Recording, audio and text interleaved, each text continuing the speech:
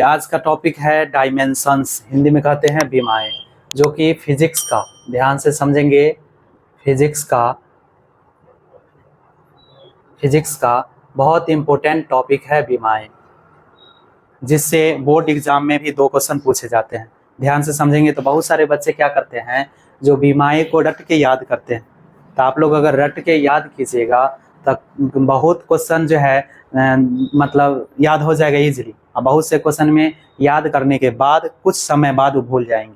बात समझिए। अब हम कुछ ट्रिक से, तरीका से बताएंगे जो कम समय में ज़्यादा से ज़्यादा बीमीय सूत्र को याद भी कर लेंगे, है ना, समझ भी जाएंगे और आसानी से नोट कर पाएंगे। ठीक, तो बीमीय सूत्र हम लोग को कभी निकालने के लिए, बीमाएं निकालने के लिए याद रखना पड़ेगा, जो आधारी राशि 7 होते हैं उसका बीमा। तो आधारी राशि 7 होते हैं, उसको रिपीट कर देते हैं एक बार। 7 होते हैं तो उसका बीमा क्या होता है। तो 7 का बीमा जान गए तो यानी कोई भी राशि का बीमा आसानी से निकाल लेंगे। कैसे निकालेंगे, ध्यान से समझेंगे। पहले आधारी राशि का जो बीमा बताए हैं उसको ध्यान रखेंगे। देखिए, आधारी राशि 7 है। पहला हो गया लंबाई, आप लोग ध्यान रखेंगे। तो लंबाई का इंग्लिश नाम याद रखिए, लेंथ। क्या होता है, लेंथ। तो लेंथ का फर्स्ट लेटर एल, तो एल इसका हो गया बीमा, है ना, एल हो गया बीमा। अब उसके बाद लंबाई के बाद आ जाएगा द्रव्यमान। क्या आ जाएगा, द्रव्यमान। तो द्रव्यमान का इंग्लिश नाम होता है मास, MASS, मास। तो मास का फर्स्ट लेटर हो गया एम। तो ये कैपिटल में हमेशा दर्शाना है बीमा को,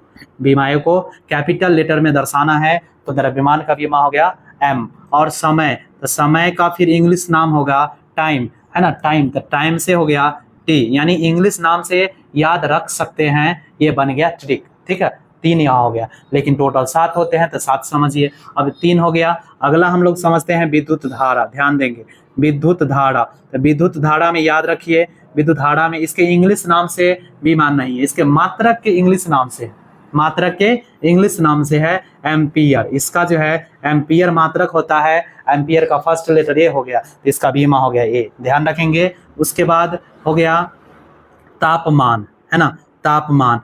तापमान का मात्रक हो गया केल्विन। केल्विन मतलब के फर्स्ट लेटर हो गया, तो इसका बीमा में के भी लिखा हुआ मिल जाएगा और एच भी मिल जाएगा। ध्यान रखेंगे, के या एच। एच से होता है हीट, हीट मतलब उष्मा। गर्मी जब हम लोग उत्पन्न करते हैं तो वहां पर उसका हीटिंग पावर दिखा देता है। तो हीट एच या के, दोनों में से कोनो दर्शा सकते हैं बीमा के रूप में।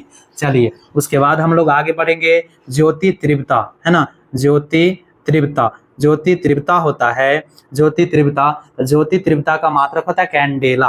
तो कैंडेला यानी सी से इसका स्पेलिंग शुरू होता है। कैंडेला का सी से स्पेलिंग शुरू होता है, फर्स्ट लेटर सी, इसका बीमा हो गया सी। और आगे बढ़ेंगे, एक आ गया पदार्थ का परिमाण। पदार्थ का परिमाण का मात्रक होता है मोल, तो इसका भी बीमा होता है मोल। ध्यान रखेंगे, इसको इस रूप में दर्शाया जाता है। ये 7 आधारी राशि है, इसका बीमा अगर आप याद रख लेते हैं तो कोई भी राशि का बीमा आसानी से निकाल लेंगे। कैसे निकालेंगे, तो चलिए 2-4 एग्जाम्पल लेते हैं।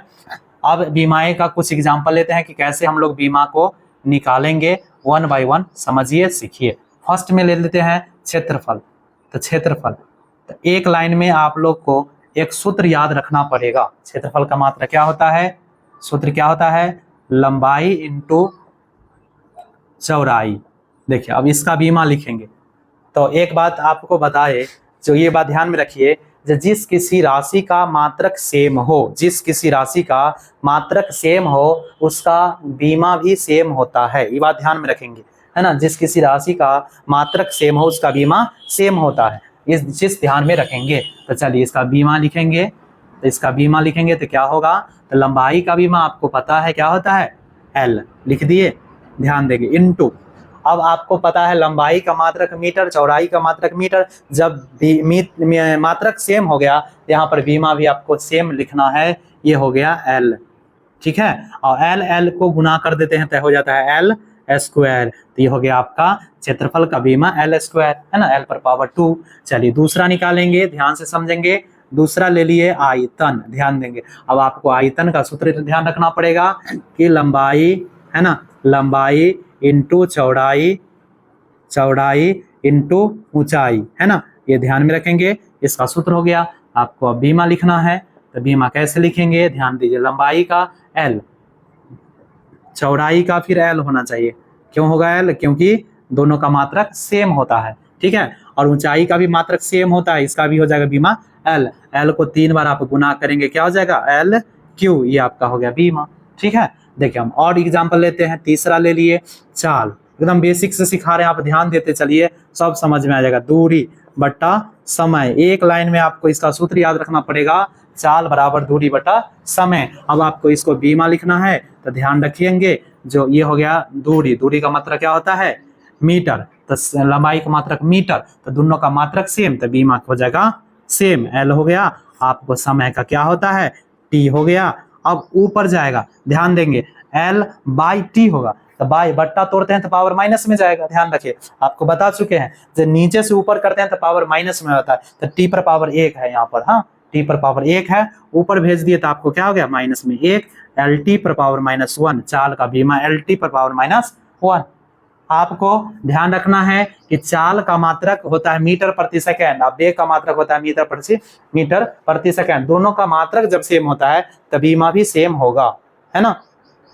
तो इसको आप निकाल लेंगे, वेग बराबर क्या होता है विस्थापन बटा समय, तो विस्थापन का जो हो गया बीमा से एल हो जाएगा, और समय का टी हो जाएगा एल टी पर पावर -1, यानी इसका चाल का वेग का मात्रक सेम है तो बीमा सेम होगा, निकाल कर देख लीजिएगा। चलिए आगे बढ़े, अगला स्टेप हम ले लेते हैं बल, तो बल का बीमा निकालेंगे, तो बल का सूत्र याद कीजिए, पहले क्या होता है द्रव्यमान, है ना, गुना त्वरण, है ना, द्रव्यमान गुना त्वरण। तो त्वरण का अगर आपको बीमा डायरेक्टली याद है तो अच्छी बात है, नहीं ध्यान है तो त्वरण का बीमा अगर याद है तो यहाँ पर डायरेक्टली बैठा दीजिए, नहीं है तो निकाल लीजिए। देखिए निकालेंगे, ये 7 स्टेप याद रखिए पहले बीमा का, तभी बनेगा, नहीं तो दिक्कतें होगी।